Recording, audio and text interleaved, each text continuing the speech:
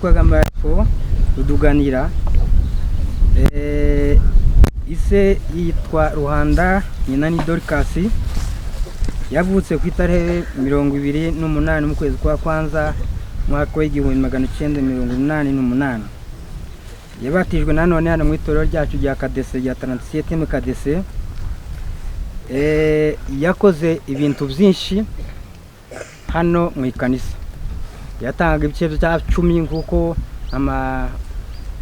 ubushobozi bwari bungana, kandi cyo namukundiraga cyane yashimaga Imana.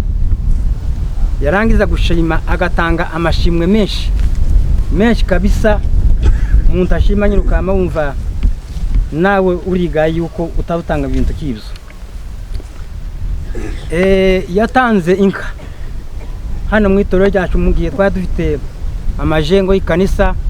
Yatanze inka, nubwo inka zaje gupfa cyagiye nyine zazipfa, nawe yapfuye mu zindi n'izindi zapfuye, ariko yarayitanze. Gatatu, yatangaga yigeze gutanga ikintu cy'imyaka igera nk'itandatu, atanga ibikoresho byakoreraga mu meza, akabari we yose ubitanga. Icyakane, ejo bundi nanone nagiye kurangiza, atararangiza hari nk'umunsi w'iyinga nibwo duherukana. Twari dufite ikibazo cya bateri ya sente yari yarapfuye mu rugo rwabo. Dushaka kwa bateri dusanga ni gafite $150. Ibo bonyine bamabirengera gutanga $50. Wanasifiwe. Natwe twongeye izindi, ariko twako twuriraho niziwe. Yatanze ibintu byinshi cyane toshobora kuvuga, tonamenya.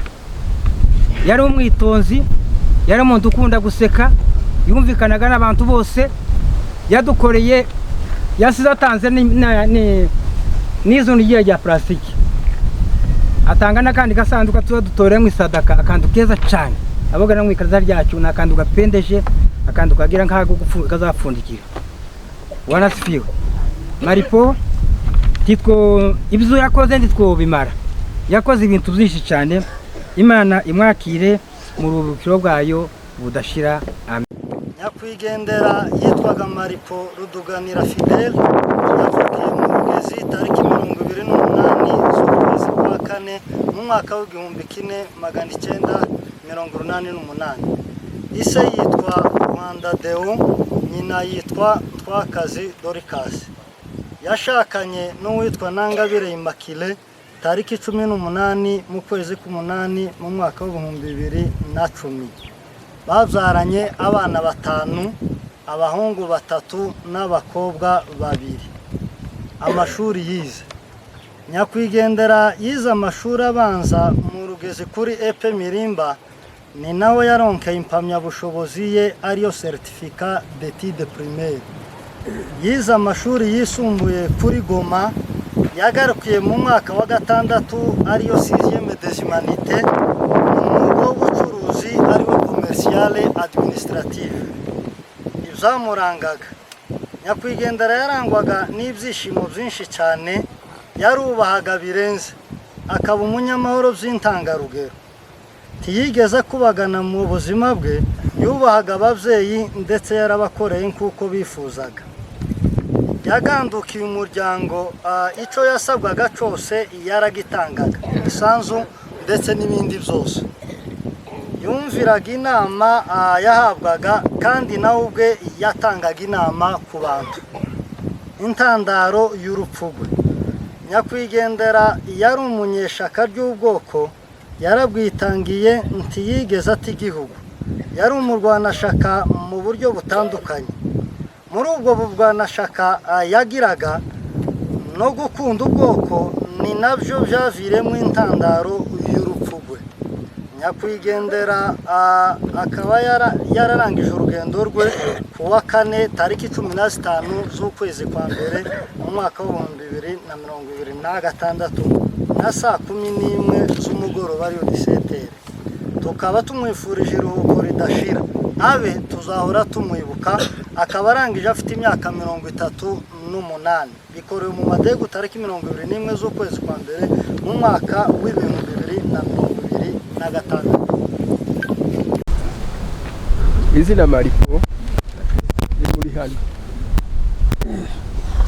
yavutse nyuma y'ikibazo cyari kibaye imfura yanjye maze gutambuka uyaravuka ngo avuke tumwita muri hano ariko irya Malipo ryiswaye riraganza yavutse mu kibazo kiki turitambutse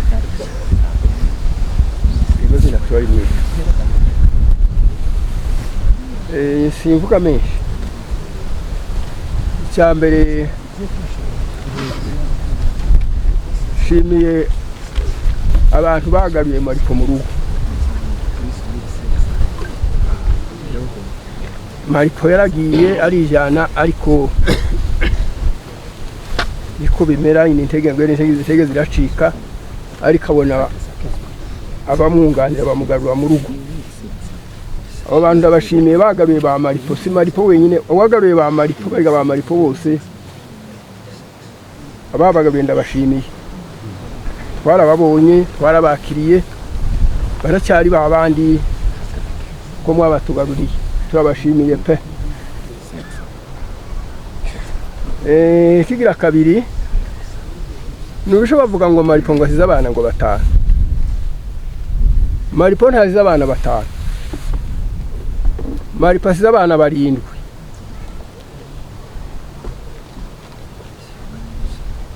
abandi ni bande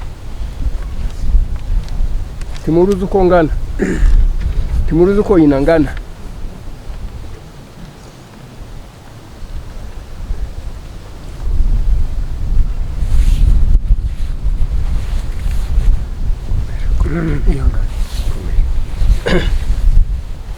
haruguru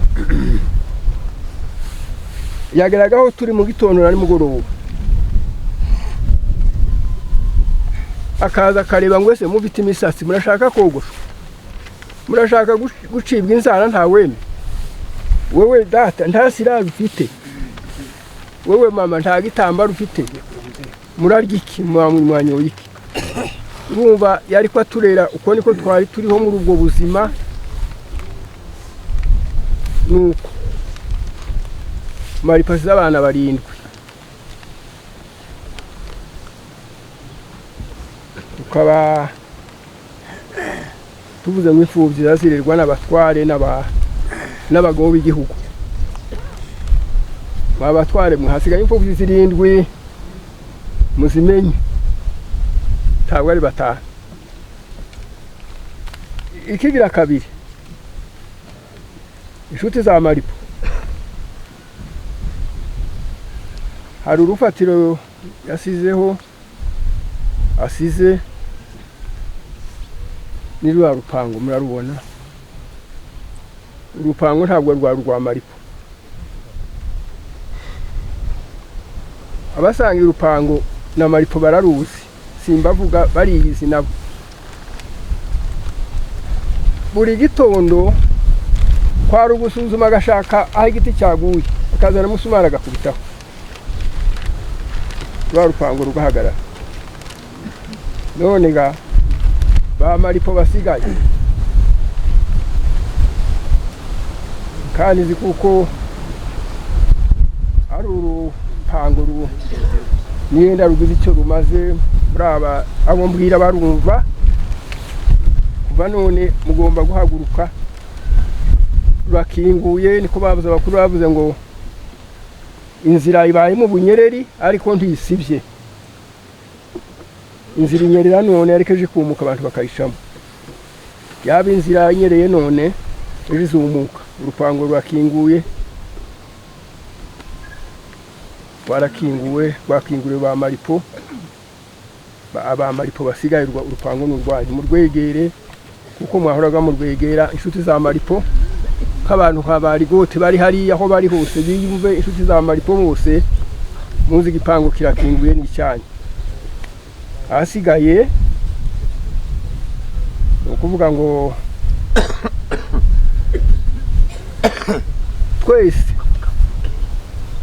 twese dutege igisubizo ku Mana twese inshuti za Malipo uyu muryango uraha imirimo yakoraga iyo abantu bazi n'indi bandi batari bazi ariko yakoraga imirimo mibi ngo n'iy'ubwicanyi n'iy'ubwibyi oya n'imirimo yakoraga iyo abantu bazi niyo batazi usubira muri uwo mwanya tugitege ku Imana Imana nizo dusubiza asigaye Imana imwakire nari mbizi ko nawe kuri uyu munsi narinzi ngo niwe ahubwo niwe uzohagarara kuri uyu munsi uko ari njyewe ari uri ngo kurugenza ariko kuko ariko Imana yabonye Imana ishimwe Malipo ndiyigeza ngo Malipo ndiyangoye pe uvavuka akaba umwana mutoya ndiyagoye tiyazaga napenguha ariko mu myaka imwe abanza kuba kwa mushikiwe ahagarukiye nanone abaye mugabo ashatse twabana agomba kuba hano intambara aho ibereye ndaza ndamusanga turabana nuko rero tumaze kubana tubana neza cyane ariko ntacyo mubaraho Imana ntacyo numuvugaho sinabasha kuvuga byinshi ngaho Imana imwakire umunsi twizihiza nyine uno munsi w'umwana wacu twabanye neza yadukoreye byiza na n'ubu niwe twari duhanze amaso ariko nyine niko Imana yabonye ibyo yakoze nabyo turabishimye ku bwacu ntacyo twakwimarira n'ubundi niyo duhanze amaso kubona nyine yagejeje ku mwanya wiwe akaba atahutse nuko turashimye cyane uyu muntu twabanye neza yadukoreye imirimo myiza nabonye rimwe inka yarapfushije bano basaza ndi bari mu biraro akaza ava hano buri munsi aja gutsindira inka arayitsindira iratora tunywa amata turayahaga Imana yakoze ibyo nishimwe kandi tumwifurije urugendo rwiza w'inama ya famiye arambwira ngo we yatekereje ibintu tugomba guhindura muri uyu mwaka dutangiye wa 2026 ngo kandi mbere yuko ibyo bintu byose ambwira ngo mbanze mubabarire ngo ibyo byose ngo noba naramugayeho muri 2025 ngo byose mbanze mubabarire aranambaza ngo se wambabariye ndamubwira ngo inye nakubabariye arambwira ngo tugomba guhinduka ngo mu mubiri no mu mwuka ambwira ibyo tugomba gukora mu rugo sinobisubiramo ibikorwa byose tuzokora arabimbwira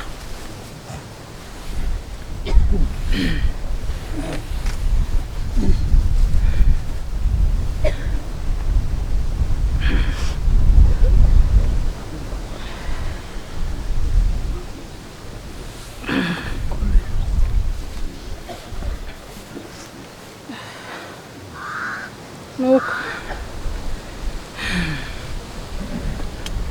umunsi wo kugenda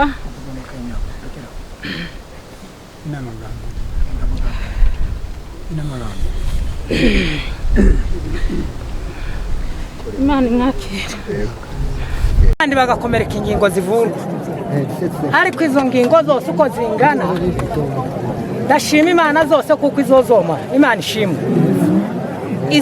izikomeye n'izoroheje zose Imana zizomora nicyo nashima ikindi nashima ndashimira abantu bose bari hano iyi miryango ubwoko bw'Imana buri hano hari abandi batari hano kandi hari abasaza bahagera abamama n'abapapa ibi byicara byose byabaye hatagezemo n'umwe abo bari ukwabo ariko abangaba umutima wabo uzuhata kuza gufata abandi mu mugongo Imana bampera umugisha imana izabahemba kurangiza kwanje ubu ngubu uwari udufashe ukuboko yari uyu turi twenyine uriya ni wari udufashe ukuboko nta bandi dufite ariko ibyo ari byo byose imana izatugirira neza natwe tuzabona inka yo gufasha imfubyi ntaho ndangirije